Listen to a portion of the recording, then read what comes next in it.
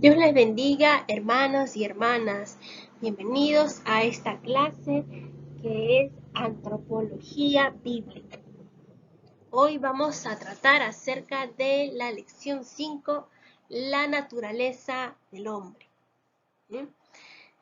Hemos visto acerca de la imagen de Dios reflejada al hombre y ahora vamos a ver su naturaleza. ¿De qué está compuesto el hombre? ¿Cuáles son las áreas de las que está compuesto? ¿Qué partes lo constituyen? Y vamos a adentrarnos en ello. Bien. Existen diferentes maneras de concebir la constitución física del ser humano. En el ámbito cristiano encontramos tres posiciones bien definidas. Dos concepciones originadas por la filosofía griega, la dicotomía y la tricotomía, y la enseñanza que surge en las escrituras. Hay dos teorías acerca de la constitución del hombre, la tricotomía y la dicotomía. Como su nombre mismo lo indica, los prefijos que lo componen tri y di, tri, 3, di, 2. ¿Sí? Empecemos hablando acerca de la tricotomía. Como hemos dicho, 3. ¿Verdad? Entonces, este término es para señalar una división tripartita. En 3 está dividido el hombre según la tricotomía. Entonces, la naturaleza humana, las partes que lo forman esta naturaleza humana, en la tricotomía nos indica como cuerpo, alma y espíritu. Y se pensó que el cuerpo y el espíritu del hombre solamente pueden relacionarse mediante el alma. Y por otro lado, la dicotomía, vemos una división de dos partes del ser humano, cuerpo y alma. O también otros dicen la parte material y la inmaterial del ser humano. Y se considera que estas dos partes tienen orígenes distintos. ¿Sí? Y siempre hay una discrepancia en diferentes teólogos acerca de cuál es la postura más adecuada, la tricotomía o la dicotomía. ¿Qué opinan ustedes, mis hermanos? ¿Qué nos enseña la Biblia? Vamos a hablar acerca de qué enseñanzas nos da la Biblia acerca de la naturaleza del hombre.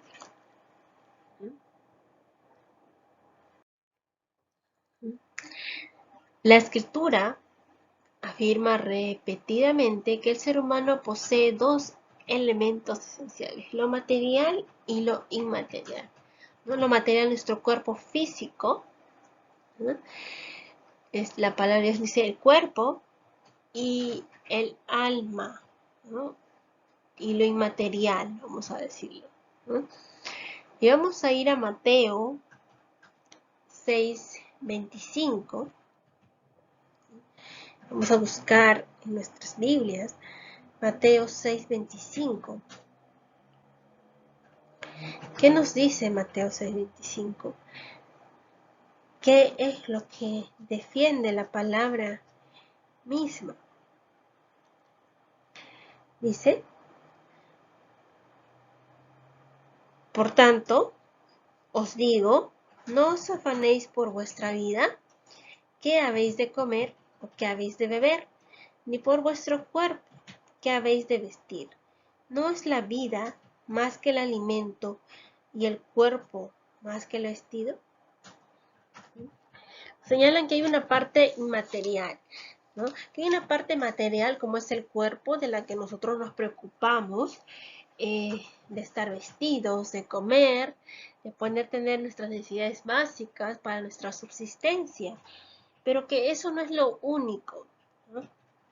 La vida, el ser humano, su vida misma es más allá que solamente esta parte material. Y luego también nos habla escrituras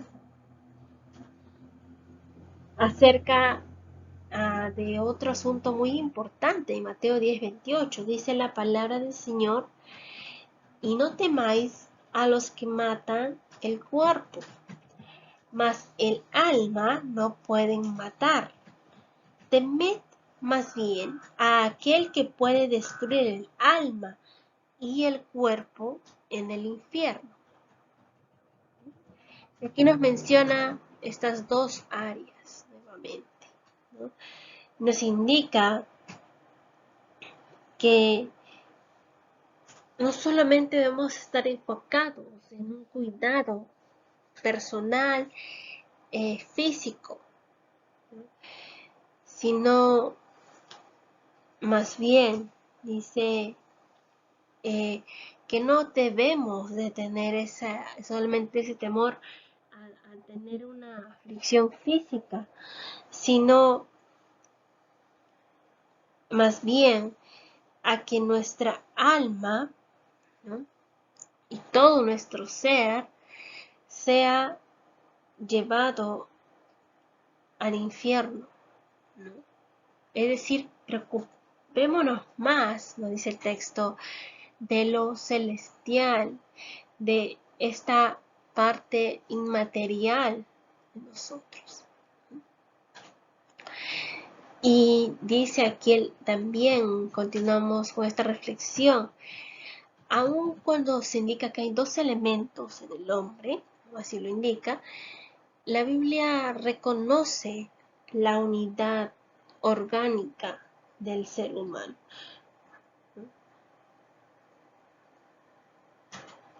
Y reconoce que somos un ser completo y que sí tenemos un área inmaterial, pero también material. ¿Sí? Y que necesitamos, ¿no?, de todas estas áreas poder, digamos, ser satisfechas de cierta manera, ¿no? Y aquí nos dice: por causa de las aguas del diluvio entró Noé al arca, con él sus hijos, su mujer y las mujeres de sus hijos. Nos habla de comunidad, nos habla de familia, nos habla de un cuidado general de tanto la parte orgánica, ¿no?, como la parte inmaterial, que necesitamos este cuidado como seres humanos, estar rodeados de nuestra familia. Y esto significa también que todo acto del hombre compromete su ser completo, ¿no? Toda acción, toda decisión que pueda tomar el ser humano genera un impacto, ¿no?, en todo su ser. Y cuando el hombre adora a Dios, adora en cuerpo y alma. Cuando el hombre peca, también lo hace con todo su ser. Consecuentemente, también cuando Cristo nos redime, ¿no?, los redime en su totalidad, ¿no? A veces hay posturas aún de creyentes que creen solamente que el Señor vino por su espíritu o por su área inmaterial, pero el Señor vino por una restauración completa, una redención completa del ser humano. No solamente está preocupado por una área de ti, por una parte de tu vida, sino también por todo lo que eres en completo. Señor no toma solamente el alma de uno o el espíritu, sino nos toma también nuestro cuerpo. El Señor es nuestro Dios y conoce el ser humano como una unidad, porque Él los hizo. Los términos alma y espíritu vamos a encontrar que muchas veces se van a utilizar indistintamente, ¿no?, de igual manera, casi en algunas ocasiones como un sinónimo. Y vamos a ver estos ejemplos. Vamos a ir a Lucas. Lucas 1:46. ¿No? Entonces María dijo: engrandece mi alma al Señor, y mi espíritu se regocija en Dios mi Salvador. Entonces aquí podríamos decir que está más a favor quizás de la tricotomía, ¿no? El alma y el espíritu se están mencionando evidentemente por separado, ¿no? Pero ambos están buscando, ¿no? Toda esta parte inmaterial está buscando adorar al Señor, exaltar su nombre, regocijarse en Dios. Y otro texto que vamos a ir también es Mateo 10:28. Y lo que hemos leído también anteriormente es: y no temáis a los que matan el cuerpo, mas el alma no pueden matar. Temed más bien a aquel que puede destruir el alma y el cuerpo en el infierno. Ese temor reverente, ¿no? al Creador, al Señor, al Salvador nuestro, ¿no? No solamente preocuparnos por nuestra parte física, sino por toda área de nuestra vida. Y aquí nos habla también el alma, quizás también relacionado con el espíritu, ¿no? Si hablamos de la conexión con Dios, de esta parte inmaterial, se está usando como un sinónimo. Y otro texto también que vamos a ir es a Eclesiastés 12:7.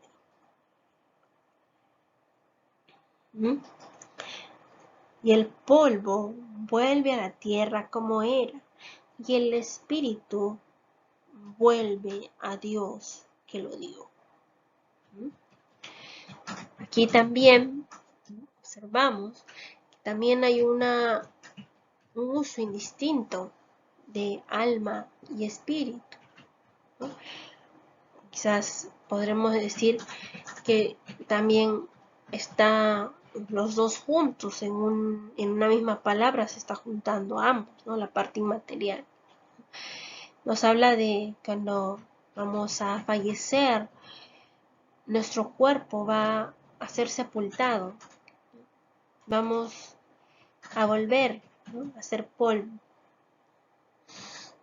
Y nuestro cuerpo se va a deteriorar naturalmente. Y va a quedar aquí, ¿no? en la tierra, en lo terrenal. Sin embargo, nuestro espíritu, la parte inmaterial de nosotros, va a volver a Dios que lo dio, ¿no? Hagamos bastante atención cuando dice que lo dio, ¿no? Hemos leído que el Señor fue el que sopló aliento de vida, ¿no? Entonces el espíritu vuelve a Dios que lo dio. Y vamos a Lucas 23:46. Lucas 23:46 nos dice: entonces Jesús, clamando a gran voz, dijo: Padre, en tus manos encomiendo mi espíritu. Él estaba en ese momento a punto de fallecer. Personas que dicen que cuando uno está a punto de fallecer, sale su alma. Su alma deja su cuerpo. Y aquí está diciendo: encomiendo mi espíritu. encomiendo mi espíritu, esta parte inmaterial mía que va a volver a Dios, ¿no? Si lo relacionamos con el anterior versículo. Y otro versículo más que vamos a compartir, Apocalipsis 6:9.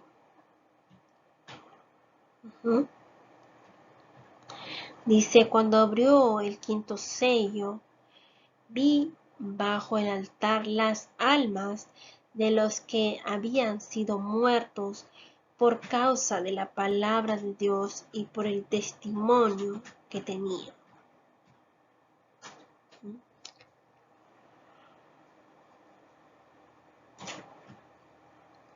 Dice las almas, ¿no?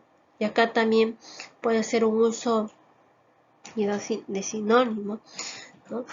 De decir que esta alma, este espíritu de la persona que ya había partido y había fallecido, porque acá dice de los que habían sido muertos por causa de la palabra de Dios y por el testimonio que tenía, ¿no? Las personas que ya estaban esperando el momento en recibir la recompensa de Dios por aún dar su vida por el mensaje del Evangelio. Y vamos a continuar leyendo en Hebreos 12:23. Hebreos 12:23 nos dice, a la congregación de los primogénitos que están inscritos en los cielos, a Dios, el juez de todos, a los espíritus de los justos hechos perfectos. Anteriormente menciona las almas, ¿no?, de los que habían muerto, aún compartiendo la palabra. Y ahora nos menciona a los espíritus de los justos, ¿no?, hechos perfectos. En ambos casos se está viendo la parte inmaterial de la persona que ya no está con vida,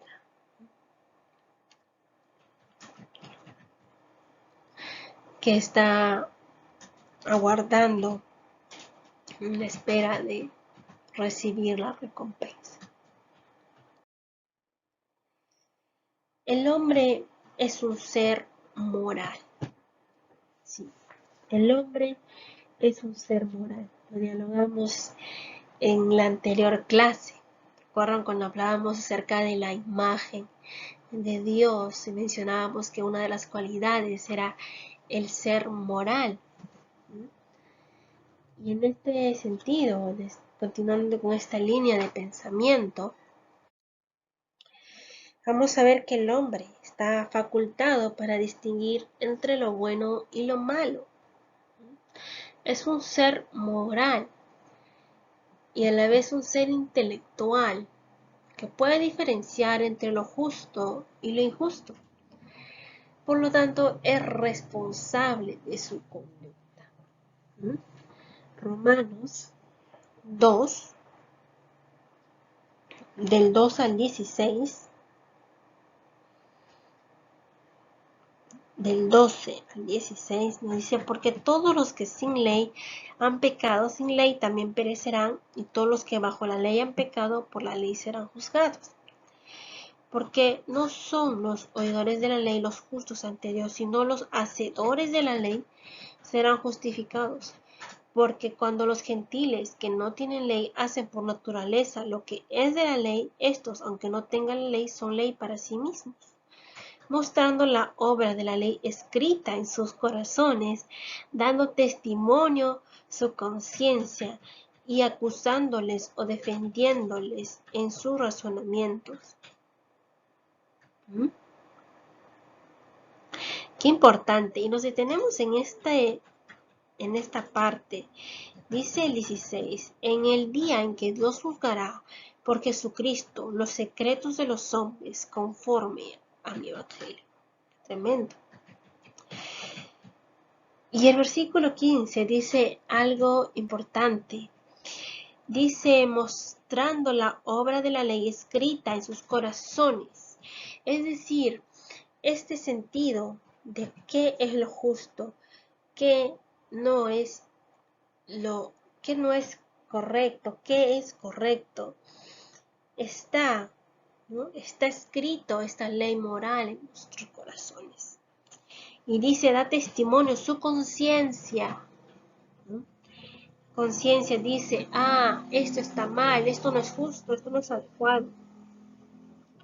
Y acusándoles o defendiéndoles sus razonamientos en su mente, la parte racional va a decir, esto no es justo, esto no es correcto. Si nosotros vemos un ejemplo de la vida diaria, ¿no? Ilustrando también esta imagen que está aquí, ¿no? Y esta imagen también quizás la hemos visto en alguna serie, en alguna imagen, de un video, ¿no? Que las personas dicen, pero me está diciendo algo mi angelito, mi demonio, dicen, de manera popular, ¿no? Atribuyendo este sentido de qué es lo correcto y qué es lo incorrecto, ¿no? Y aun que no conozcan, como dice aquí, ¿no? Los gentiles que no tienen ley hacen por naturaleza lo que es de la ley. Estos, aunque no tengan ley, son ley para sí mismos. Es decir, aunque aún las personas no tengan un código escrito de lo moral, aunque vivan en un lugar tan inhóspito, que no tengan escrito un código, un reglamento que seguir, una ley que tengan escrita, van a seguir lo que su conciencia dice que es lo correcto. ¿Y cómo es que pueden tener esta conciencia de qué es lo correcto, qué es lo moral? Y es porque esta ley está inscrita en ellos. Aunque no la saben, aunque no fue revelado quizás a un Dios, a ellos, aunque no leyeron la palabra de Dios, aunque no tuvieron un código de ética y conducta, igual hay algo en su corazón que les dice, esto está mal, esto no es lo más justo. Y si usted le dice a una persona, mire, le parecería bien que yo le quita lo que es suyo, te mira con cara de incredulidad y hasta molestia y te dice, eso no es justo. Yo me he ganado eso con el sudor de mi frente. No me puede quitar algo que es mío, que me pertenece. No es justo. ¿Y cómo es que usted puede estar tan seguro que eso no es justo? Y entonces nos menciona y las leyes dicen que eso está mal, robar es malo, ¿no? ¿Cómo llega usted a entender que robar es malo? Porque yo creo que no es lo más correcto, pero para la otra persona puede ser correcto. Le podemos dar ese planteamiento y dice, no, no es correcto porque me afecta, porque es malo, ¿no? Y entonces decimos que hay una ley moral, como dice acá la palabra, hay algo inscrito en su corazón de la persona para darse cuenta. Y tenemos que, para entender esta naturaleza moral, hablar acerca de la conciencia, que es esa voz interna que el hombre, ¿no? Posee, y su función es aprobar o desaprobar sus actos. Y para que esta conciencia actúe de manera correcta, es necesario que sea guiada, ¿no? Por una mente informada en cuanto al deber, en cuanto a lo correcto, ¿no? Si la persona no está en su cabal juicio, ¿no? Y no está en todos sentidos, puede actuar de una manera en contra de la moralidad, en contra de lo que sabe o en algún momento supo que no era correcto. Por esta razón debemos educar nuestra mente mediante la lectura y el estudio permanente de la Biblia, para que la conciencia, con el auxilio del Espíritu Santo, recordemos que todos, hermano, hay algo ahí impregnado, como dice ahí, los gentiles tienen a esta ley inscrita en sus corazones de moralidad, de conciencia, y en nuestro caso como hijos e hijas de Dios tenemos al Espíritu Santo, el que es nuestro consejero y nos va a guiar. Nosotros tenemos que dejarnos guiar por Él para que nos enseñe qué es lo que debemos hacer. Segunda de Timoteo 3, 16 al 17, dice: toda la escritura es inspirada por Dios y útil para enseñar, para redarguir, para corregir, para instruir en justicia, a fin de que el hombre de Dios sea perfecto, enteramente preparado para toda buena obra. Si estamos anclados en el Señor mediante las Escrituras, en una lectura constante de la palabra, como dice aquí, permanente, esta Escritura, el Espíritu Santo hablando en nuestro corazón mediante la palabra, nos va a enseñar, nos va a hacer dar cuenta del error, nos va a corregir y nos va a instruir en lo que es correcto, en justicia. ¿Y para qué? ¿Con qué fin? Con el fin que el hombre de Dios sea perfecto, es decir, maduro, enteramente preparado para toda buena obra, para todo lo que es correcto, para todo lo que agrada al Señor. Por eso es la importancia de estar conectados a la fuente de vida, a nuestro Maestro por excelencia, Jesús. Bien, vamos a ver el origen de la naturaleza del hombre. El origen de la naturaleza del hombre.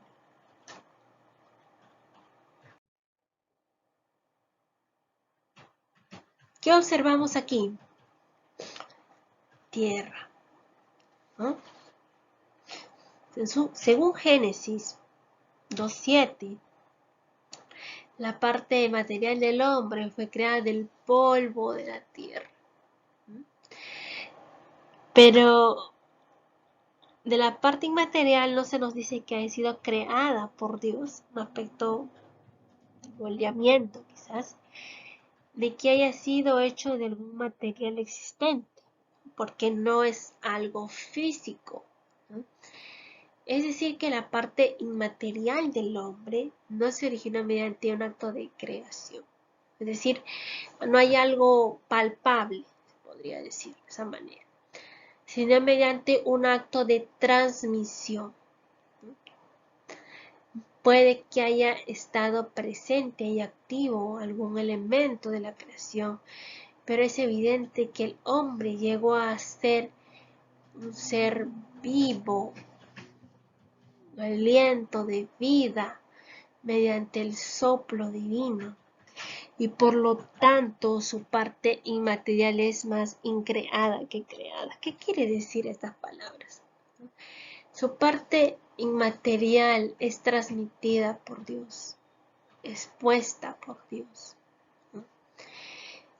No es creada, no es formada por algo físico que podamos tocar, que podamos palpar, sino por el contrario, es Dios mismo transmitiendo vida y espíritu, alma al cuerpo de la persona.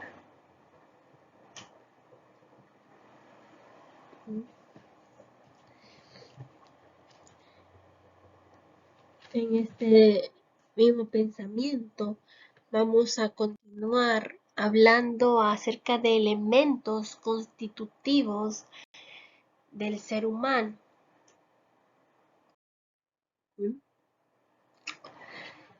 La Biblia nos enseña que el hombre es tanto material, ¿no?, físico, corpóreo, como también espiritual, y que estas dos partes tienen una relación una con la otra, es integral, ¿no?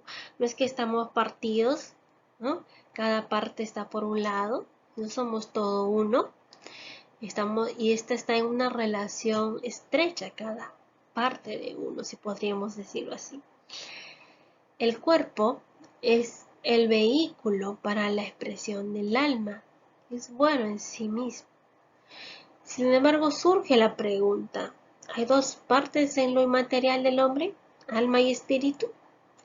Hay teólogos que afirman que el hombre es trino, los tricotomistas, como mencionado, tres partes, y citan dos pasajes para comprobar su posición.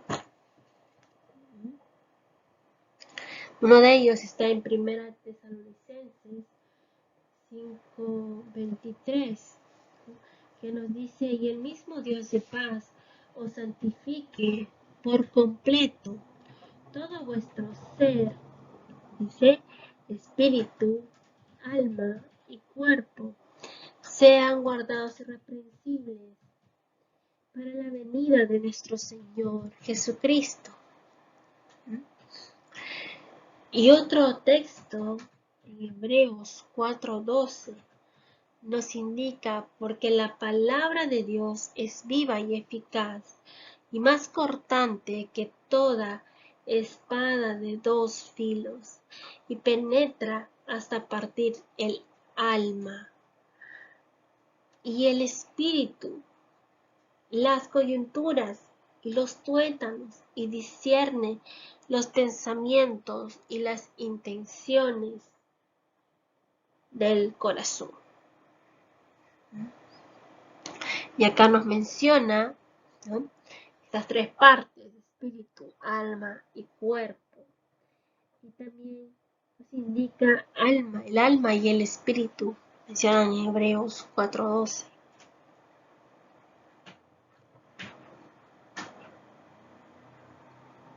Según esta posición, el cuerpo es la parte material, terrenal del ser humano. El alma da al cuerpo vida e inteligencia, usando todos nuestros sentidos para percibir estas impresiones del cuerpo, ¿no? Nuestra audición, nuestro tacto, nuestra vista, el sentido del gusto, ¿no? Todos nuestros sentidos para recibir esta información al cuerpo, ¿no? Y el alma también es capaz de recibir conocimientos inmediatamente de Dios, es decir, puede tener comunión con su Creador.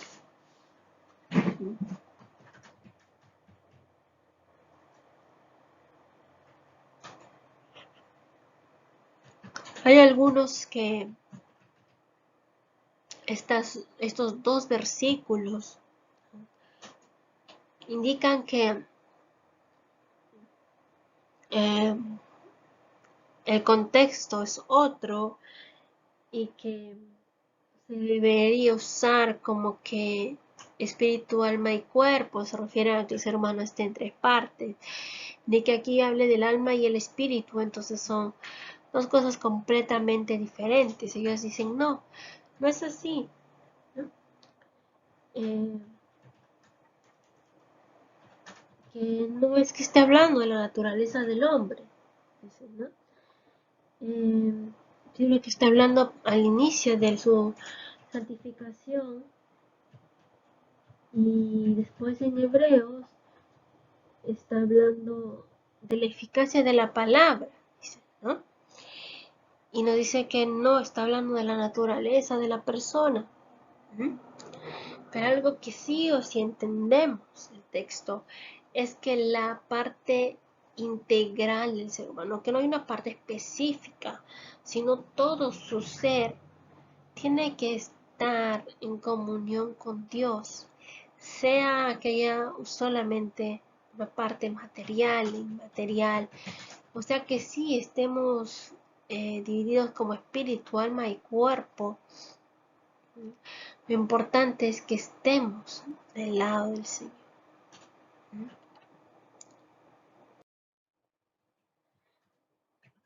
También hay teólogos que afirman que el alma y el espíritu son la misma sustancia, dicotomistas.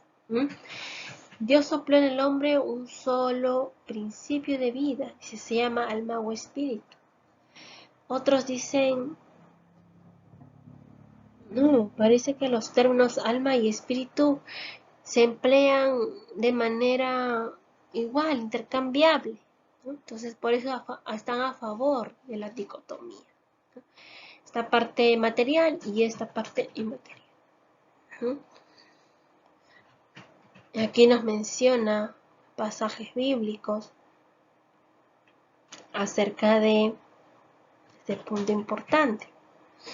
Génesis 41:8, Salmos 42:6, Juan 12:27 y el 13 al 21, Mateo 20:28, 17:50, Hebreos 12:23 y Apocalipsis 6:9. También, por otro lado, para afirmar esta dicotomía, dice que a veces utilizan ambos términos se utilizan para indicar el principio de vida de los animales. Algunos dicen que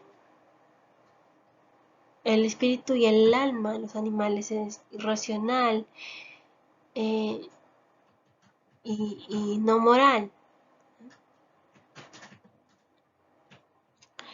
Además, también se atribuye al alma la función más elevada de adoración. Y también se emplean términos para indicar la persona completa.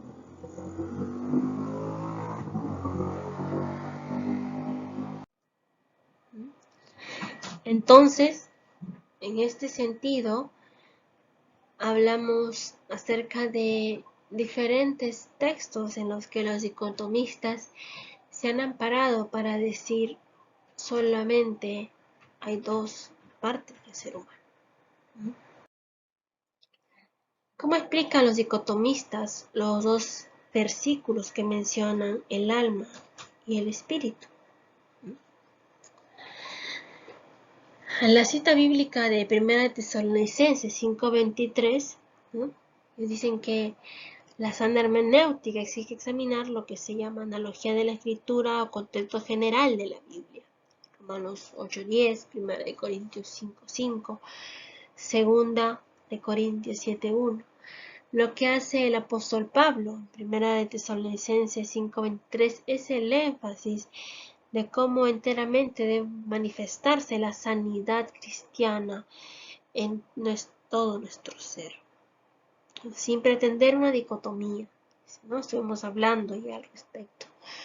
Y en Hebreos 4:12 dice que no implica la separación de dos sustancias distintas, sino la penetración de la palabra de Dios hasta lo más profundo que son los pensamientos y como las intenciones del corazón. Ambos puntos de vista pueden ser correctos, ¿no? El espíritu y el alma, dos lados o modos de sustancia no física del hombre. Ambos términos se emplean con frecuencia de forma intercambiable, lo hemos revisado, de manera que en un lugar la sustancia espiritual del hombre se describe como alma y en otro lugar como espíritu. Lo importante de estas citas bíblicas es que demuestran que el hombre tiene una gran parte espiritual, inmortal y capaz de tener comunión con Dios. Esto es muy importante.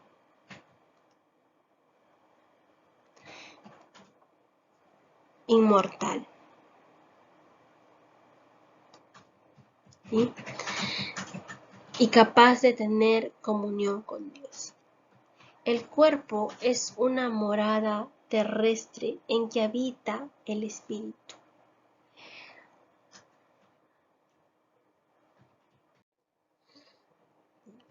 El cuerpo es una morada terrestre en que habita el espíritu. El espíritu o alma sobrevive a la muerte. Eclesiastés 12:7. No se desintegra como nuestro cuerpo.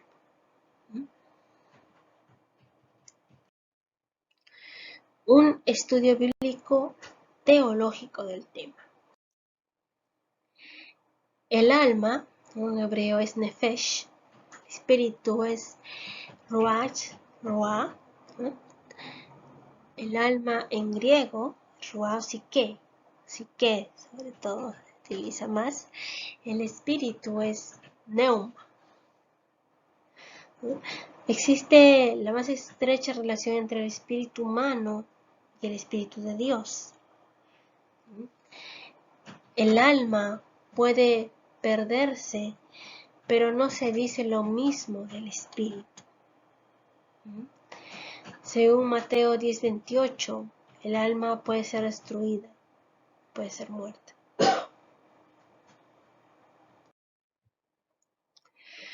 La tricotomía, 3 pasajes bíblicos que distinguen el alma del espíritu, se ha escrito mucho con el propósito de armonizar este pasaje con la dicotomía.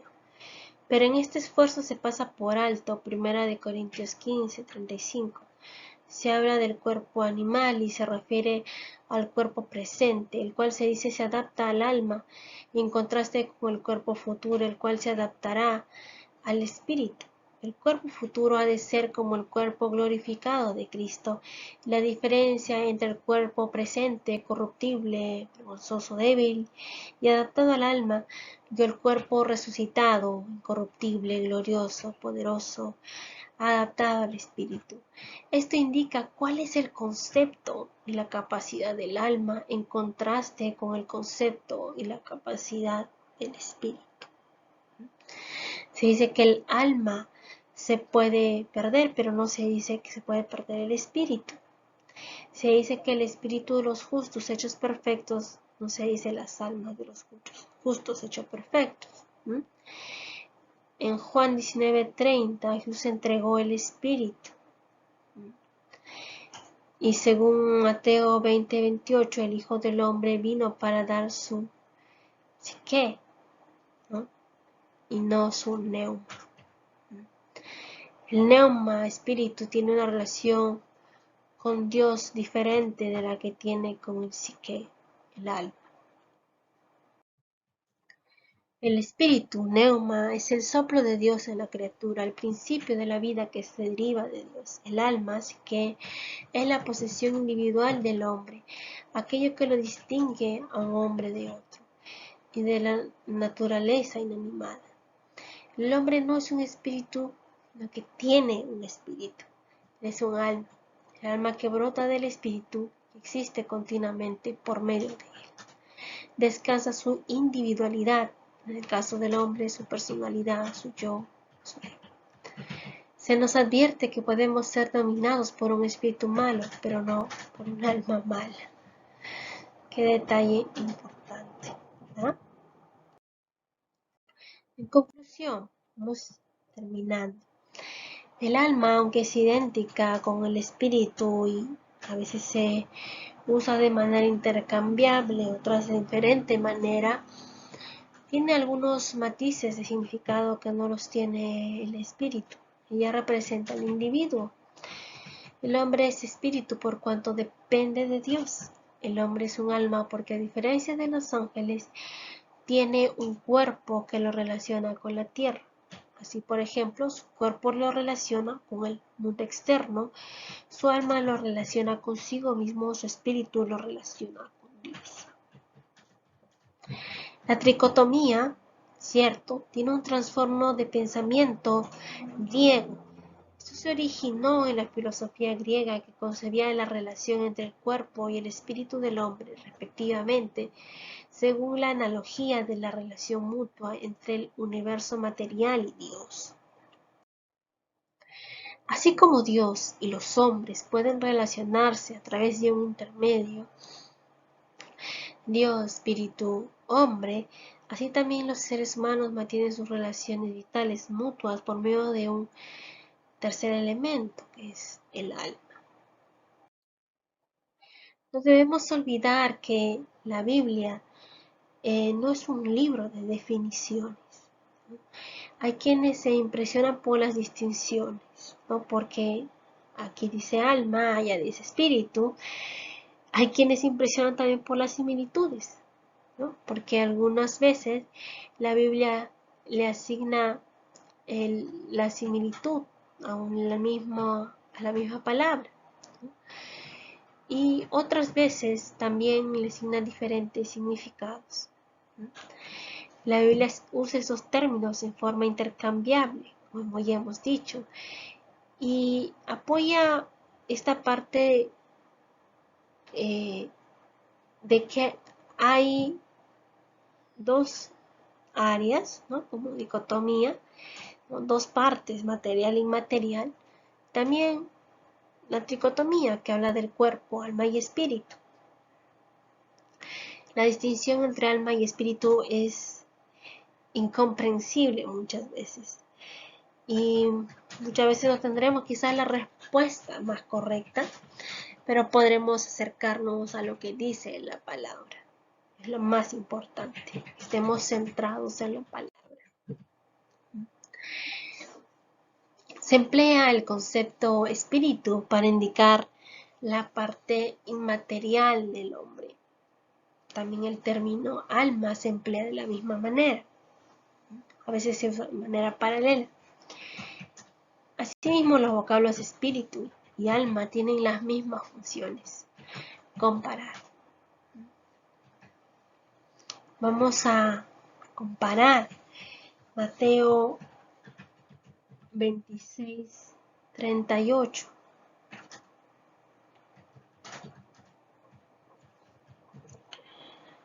Vamos a ir a Mateo 26:38, que dice: entonces Jesús les dijo: mi alma está muy triste hasta la muerte, quedaos aquí y velad conmigo. Y en Juan 12:27 nos dice: ahora está turbada mi alma, ¿y qué diré? Padre, sálvame de esta hora, mas para esto he llegado a esta hora. Nos habla acerca del alma y nos habla acerca de que estaba triste primeramente y luego dice turbada. Y es importante ver aquí que habla: Padre, sálvame de esta hora. Quizás podríamos pensar que es una conexión más el espíritu del hombre con el espíritu de Dios, pero también nos dice acerca de que su alma está turbada. Entonces podemos ver que quizás puede estarse usando de una manera similar. Otro texto es 2 de Corintios 7:1, que nos dice: así que, amados, puesto que tenemos tales promesas, limpiémonos de toda contaminación de carne y de espíritu, perfeccionando la santidad en el temor de Dios. Y vamos a ir a Primera de Pedro. Primera de Pedro 2:11. Dice: amados, yo os ruego como a extranjeros y peregrinos que os abstengáis de los deseos carnales que batallan contra el alma. ¿Y qué vemos aquí entonces? Aquí pueden estarse también superponiendo ambos. Limpiémonos de toda contaminación de carne, hablando del cuerpo, y de espíritu, perfeccionando la santidad en el temor de Dios. Ojo que aquí menciona también la parte de la santidad. Podemos decir entonces que está hablando pues, de su espíritu. Por el otro lado, ante el pasaje de Primera de Pedro, puede estar hablando de su alma misma. Pero en ambas partes está hablando de que es importante tener este cuidado de alejarnos de todo deseo acá. Vamos a continuar con Santiago 5:20.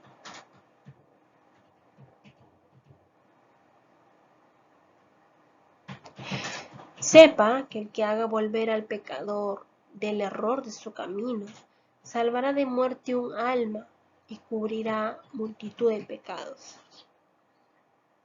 ¿Qué nos dice Primera de Corintios 5:5? El tal se ha entregado a Satanás para destrucción de la carne, a fin de que el espíritu sea salvo en el día del Señor.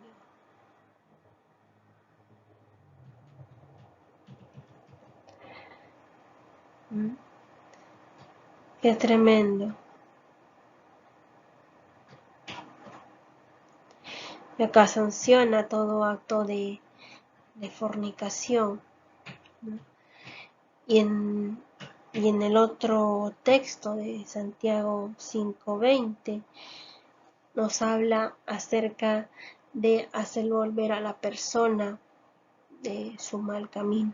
Y dice, salvará de muerte un alma.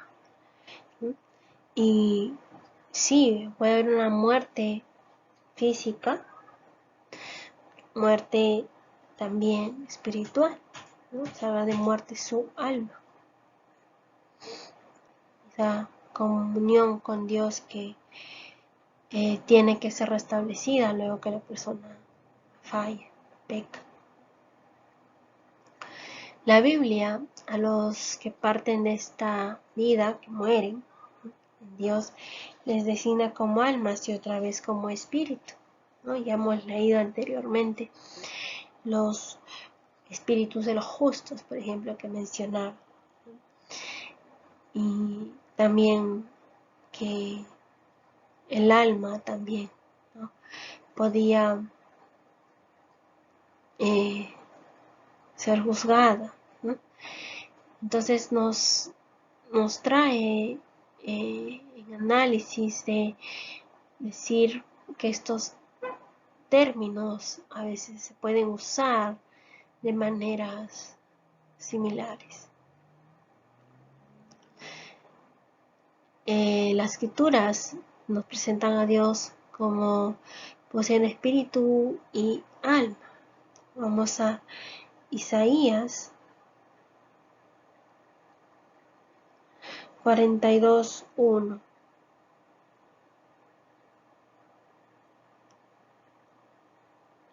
Y aquí mi siervo, yo le sostendré, mi escogido en quien mi alma tiene contentamiento.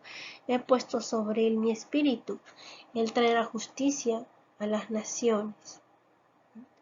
Y aquí representa como si también tuviera un alma y un espíritu. Entonces, ¿en qué quedamos? ¿A qué llegamos, hermanos? Es que van quizás a utilizarse términos similares, ¿no? Pero lo importante es que nosotros podamos estar anclados en Jesús, poder poner nuestros ojos en el Padre y que Él nos guíe a toda verdad siempre, que Él nos ayude a que esta parte, tanto material como inmaterial, sea guardada para su venida. Esto es lo más importante, que nosotros esperemos su venida, guardándonos de manera integral. Dios les bendiga y nos estaremos viendo en la siguiente clase.